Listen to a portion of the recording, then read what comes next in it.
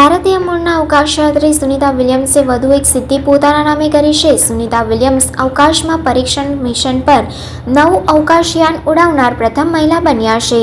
સુનિતા વિલિયમ્સે 5 જૂને ફ્લોરિડાના કેપ કેનાવેરલથી નાસાના અવકાશયાત્રી બેરી બુચ વિલ્મોર સાથે બોઇંગના સ્ટારલાઇનર કેપ્સ્યુલમાં ઉડાન ભરી હતી. Boeing crew flight test CFT નામનું આ મિશન નાસાના કોમર્શિયલ ક્રૂ પ્રોગ્રામ તરીકે શરૂ કરવામાં આવ્યું છે.